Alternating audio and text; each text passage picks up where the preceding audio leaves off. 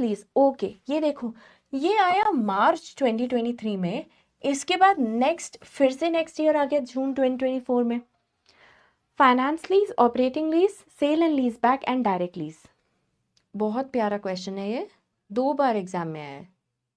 ए, lovely, किसने answer दिया? विकास, good Ayush, lovely.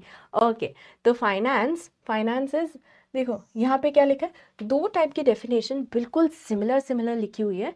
यहाँ पे लिखा है, रीड करना, हाँ ये रीड करो। यहाँ पे क्या लिखा है? The lessor transfers all the risk and rewards incidental to ownership of the assets। Okay, same हो गया, बट सिर्फ डिफरेंस कहाँ पे आ रहा है? डिफरेंस आ रहा है हमारे इन 2 पॉइंट्स में। यहाँ पे ही ट्रांसफर सब्सटैंशियली, यहाँ पे he does not transfer at all. ठीक है, ट्रांसफर तो ये तो बहुत ही शॉर्ट टर्म के लिए होती है ऑपरेटिंग लीज, एंड ये आपके लॉन्ग टर्म के लिए होती है।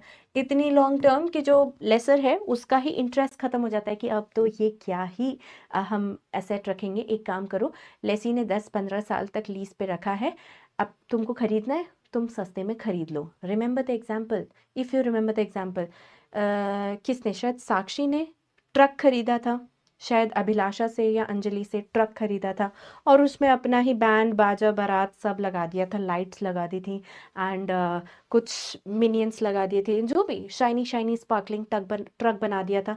तो अपनी ट्रक समझ के वो यूज़ कर रही थी 10 से 15 साल तक। इतना अच्छे से अपनी ट्रक समझ के यूज़ करा कि जो ओनर है, जो लेसर है, उसका ही इंटरेस्ट निकल गया कि मैं तो इस ट्रक को नहीं पहचानती, एक काम करो, तुम्हें सस्ते में चाहिए तो तुम सस्ते में इस ट्रक को खरीद लो, है ना। Okay, so that is transfers all the risk rewards, and उसके बाद लास्ट में भी ओनरशिप भी ट्रांसफर कर देते हैं इन लेस अमाउंट। अच्छा, ये दोनों भी एक बार देख लेते हैं।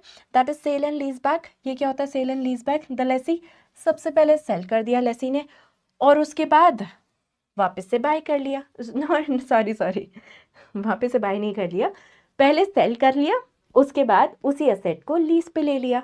ये कब होता है? ये कैश क्रंच के टाइम पे होता है, जब हमारे पास कैश की दिक्कत है, हमें एसेट भी चाहिए, हमें पैसा भी चाहिए, तो हमने अपने एसेट को बेच दिया, पैसा ले लिया, और उसी एसेट को लीज पे ले लिया।